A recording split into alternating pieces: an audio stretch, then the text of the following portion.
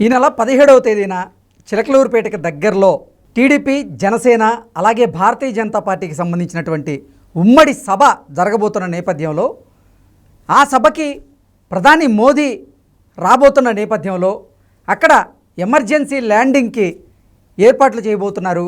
Emergency ల్యాండింగ్కి ఈరోజు భూమి పూజ కూడా చేయడం జరిగింది. ఇప్పుడు ఇది సర్వత్రా చర్చనీయాంశంగా మారింది. అసలు మోదీ గారు ఏంటి, అక్కడ ఎమర్జెన్సీ ల్యాండింగ్ చేయాల్సిన అవసరం ఏంటి అనేది ఇప్పుడు సర్వత్రా చర్చనీయాంశంగా మారిన నేపథ్యంలో ఈ అంశానికి సంబంధించి మనతో మాట్లాడేందుకు ప్రముఖ రాజకీయ విశ్లేషకులు, ప్రముఖ సీనియర్ జర్నలిస్ట్ సిఎస్ రావు గారు మనతో ఉన్నారు. సార్తో మాట్లాడదాం. సార్ నమస్తే. నమస్తే సార్, ఈ నెల 17వ తేదీన చిలకలూరుపేటలో టీడీపీ, జనసేన అలాగే భారతీయ జనతా పార్టీకి సంబంధించినటువంటి ఉమ్మడి సభ ఒకటి జరగబోతుంది.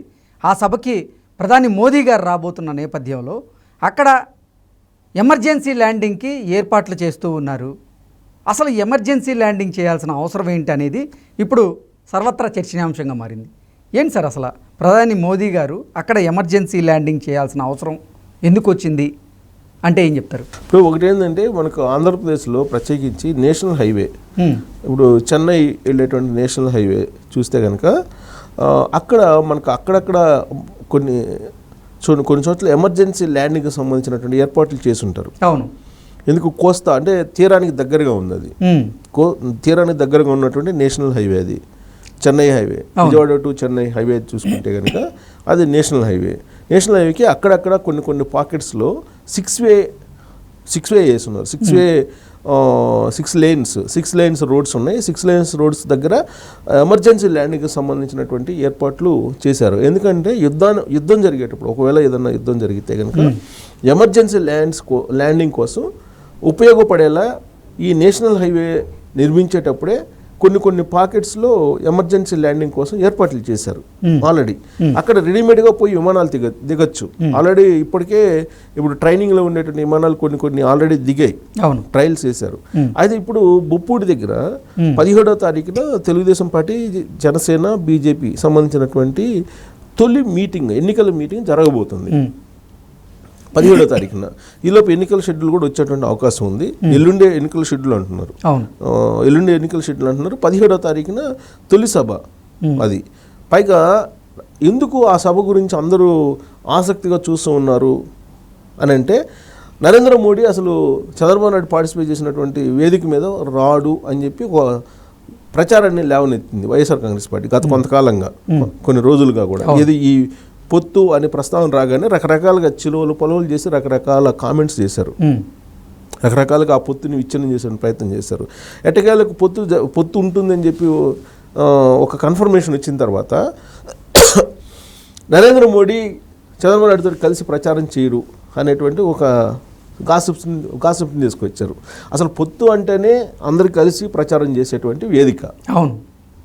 సో ఆ గాసిప్స్ అబద్ధము అని చెప్పి చెప్పడానికి ఆ సభలో చాలా కాలం తర్వాత ముగ్గురు ఒకే వేదిక మీద కనపడబోతున్నారు. పవన్ కళ్యాణ్, చంద్రబాబు నాయుడు, నరేంద్ర మోడీ. ఆ సభ వైపు అందరూ చూస్తున్నారు. ప్లస్ ఇంకోటి ఏంటంటే, సిద్ధం సభలు ముగిశాయి. సిద్ధం సభలు 4 రకాలుగా విభజించి పెట్టుకున్నారు రాష్ట్రాన్ని. ఎట్టా? ఉత్తరాంధ్ర, ఉత్తర కోస్తా, రాయలసీమ, దక్షిణ కోస్తా, ఇలా 4 భాగాలుగా విభజించాడు జగన్మోహన్ రెడ్డి. 4 భాగాలుగా విభజించి 175 స్థానాల్లో సుమారుగా 44 అలా విభజించేసి సుమారుగా సగటున 44 కాన్స్టిట్యున్సీలకి ఒక చోట పెట్టాడు ఆయన పెట్టినటువంటి సభలో. కానీ కదలిరా అనేటువంటి కార్యక్రమం ఉంది కదా, ఎవరు? చంద్రబాబు నాయుడు పెట్టింది. ఆయన కాన్స్టిట్యున్సీ వైజ్ పెట్టారు. పార్లమెంట్ వైజ్ పెట్టారు. ఒక పార్లమెంట్లో ఒక కాన్స్టిట్యున్సీలో పెట్టారు. 1,00,000 మంది వచ్చారు, సుమారుగా 1,00,000. కానీ జగన్మోహన్ రెడ్డి పెట్టింది ఏంది? 44 కాన్స్టిట్యున్సీలకు సంబంధించి పెట్టారు. 44 కాన్స్టిట్యున్సీలకు పెట్టిన అక్కడ వచ్చింది 2,00,000 మ్యాక్సిమం, 1,80,000 నుంచి 2,00,000. ఇప్పుడు చంద్రబాబు నాయుడు ఏమో పార్లమెంట్కి ఒక చోట పెడితేనే 1,00,000 మంది వచ్చారు. అట్లాంటి పార్లమెంట్లు 5 లేదా 4 పార్లమెంట్కి కలిపి ఆయన పెట్టాడు. అంటే 4 అంటే ఎంతమంది రావాలి? దాదాపు 5-6 లక్షల మంది రావాలి. 5-6 లక్షల మంది నాకు కనపడలేదు కదా. అంటే సిద్ధం సభలు కదలరా సభలతో పోల్చుకుంటే కనుక పెద్ద సక్సెస్ అయినట్టే కనపడట్ల సిద్ధం సభలు. ఇప్పుడు ఎన్నికల సభ, ఇది ఎన్నికల తొలి సభ. అందుట్లో 3 పార్టీలు కలిసి కూటమి ఫైనల్ అయిన తర్వాత జరుగుతున్న సభ. వాళ్ళ టార్గెట్ ఏంటి? 16 లక్షల మంది వస్తారని. 16 లక్షల మంది వస్తారని చెప్పి టార్గెట్. ఇతర రాష్ట్రాల్లో ఉండేటువంటి తెలుగుదేశం పార్టీ శాఖలు కూడా వస్తాయి అని చెప్పి వాళ్ళ అంచనా. 16 లక్షల మందికి ఏర్పాట్లు చేస్తున్నారు వాళ్ళు అక్కడ. సో బొప్పూడి దగ్గర జనరల్గా సెంటిమెంట్ ఏంటంటే చంద్రబాబు నాయుడికి చాలామందికి తెలియనటువంటి విషయం, అక్కడ బొప్పూడి, గుంటూరు అలాగే ప్రకాశం జిల్లా మధ్య బొప్పూడి అనేటువంటి ఒక విలేజ్ ఉంది. నేషనల్ హైవేలో దాన్ని ఆనుకొని ఒక హనుమాన్ టెంపుల్ ఉంటుంది.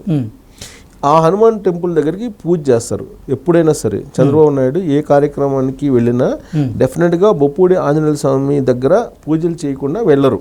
ఓకే, అక్కడ పూజలు చేస్తారు. పైగా అక్కడ సెంటిమెంట్ కూడా ఆయనకి, బొప్పూడి ఆంజనేయ స్వామి దగ్గర పూజలు చేసి ప్రచారం మొదలు పెడితే సక్సెస్ అవుతుందని చెప్పి నమ్మకం ఆయనకి. సో అందుకని ఆ బొప్పూడి దగ్గర ఈ సభను పెట్టారు. చిలకలూరుపేట మార్టూరు మధ్యలో ఉంటుంది సుమారుగా.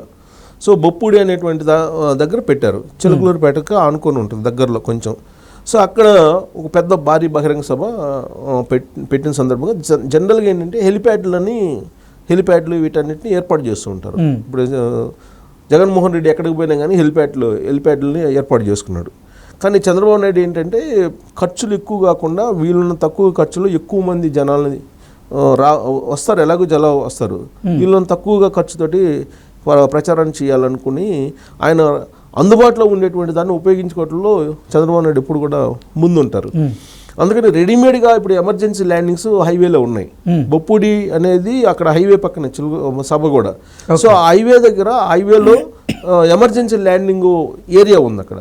ఆ ఎమర్జెన్సీ ల్యాండింగ్ ఏరియా దగ్గరికి ఇప్పుడు నరేంద్ర మోడీ సెక్యూరిటీ చూసేటువంటి వాళ్ళందరూ ఇవాళ రీచ్ అయ్యారు. అక్కడ ఇవాళ భూమి పూజ కూడా చేశారు. ఇది సభకు సంబంధించిన ఏర్పాట్లు చేయడానికి లోకేష్ వెళ్ళి అక్కడ భూమి పూజ కూడా చేశారు. అయితే నేషనల్ సెక్యూరిటీ వాళ్ళు వచ్చేసి నరేంద్ర మోడీ ఎమర్జెన్సీ ల్యాండింగ్ ఎక్కడ చేయాలని చెప్పి అక్కడ ఆ ఎమర్జెన్సీ ల్యాండింగ్ ప్రాంతాన్ని చూసి అక్కడ ఓకే చేశారు. ఓకే, ట్రయల్ రన్ చేశారు. ట్రయల్ చేసి ఓకే అనుకున్నారు. అంటే నరేంద్ర మోడీ హెలికాప్టర్లోనే వెళ్ళాల్సిన అవసరం లేదు, విమానంలో కూడా వెళ్ళొచ్చు. ఓకే, సహజంగా ఏంటంటే హెలికాప్టర్లో ల్యాండ్ అవుతుంటారు.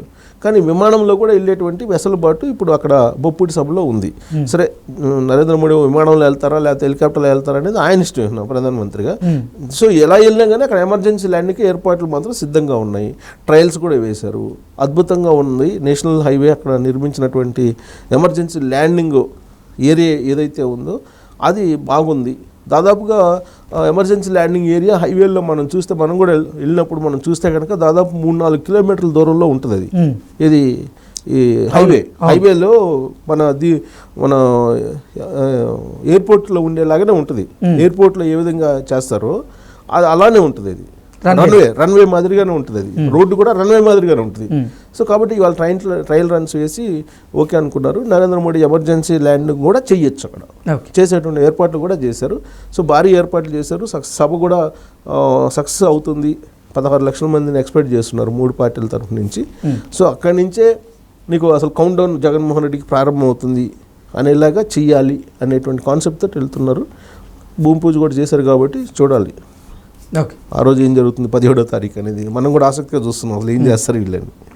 సో చంద్రబాబు నాయుడు ఏం చేసినా కొంచెం వ్యూహాత్మకంగా చేస్తుంటారు కాబట్టి డెఫినెట్గా దాన్ని అనుకున్న రీతిలో సక్సెస్ అవుతుందని చెప్పి కూడా అనుకోవచ్చు ఇప్పుడు ఉండేటువంటి పబ్లిక్ మూడ్ని బట్టి.